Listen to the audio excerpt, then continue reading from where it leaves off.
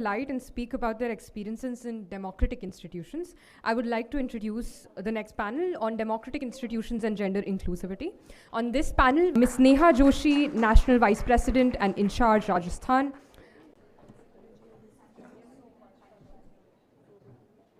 So, starting the debate and discussion in this panel with Neha, I'd like to invite her to share her experiences and insights because she's been a part of a political party. What kind of democratic space do political parties provide or can provide to people of all genders? So your thoughts on that. Thank you so much. Thank you, NETRI Foundation, for having me, and many congratulations for hosting the NETRI Summit. More power to Kangshi and team, and I know most of the team is female, so again, my,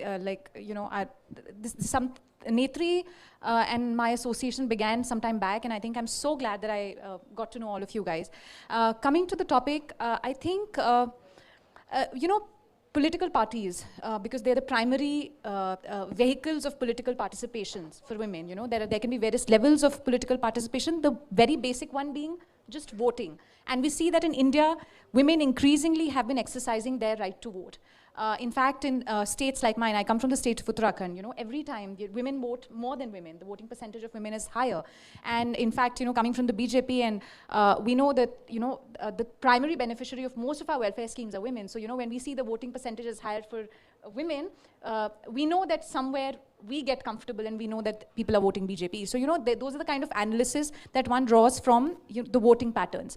Now, going higher up at different levels of political participation. We have the 73rd Amendment, so we know that we have 50% reservation in most of the states, and we have a large pool of women panchayat representatives.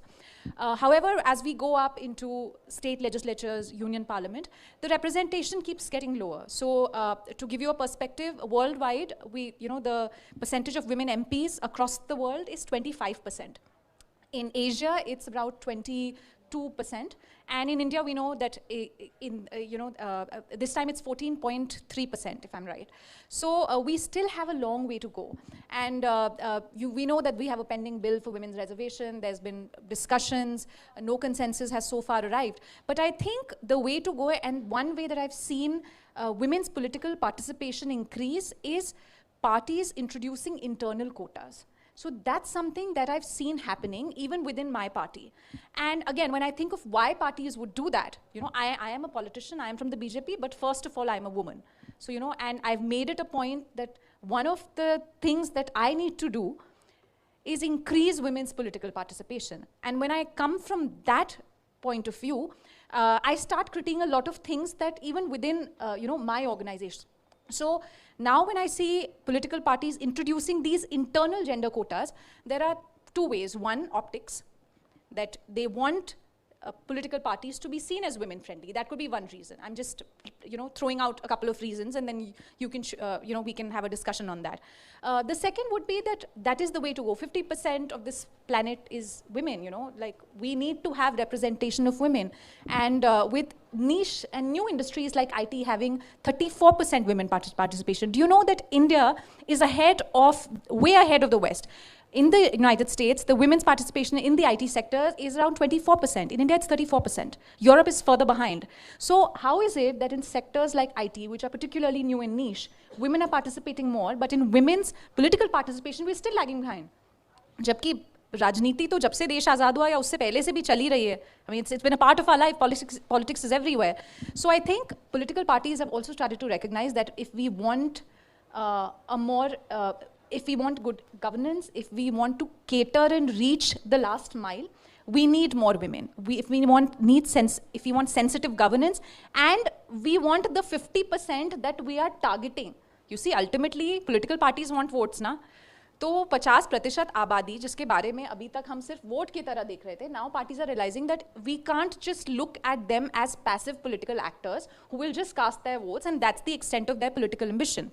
And I think the Panchayati Raj institutions are a great sort of foundation for parties to look at that. And internal quotas, I come from the youth wing of BJP, Bharatiya Janata Yuva Morcha. You would know our Member of Parliament Tejasvi Surya heads that.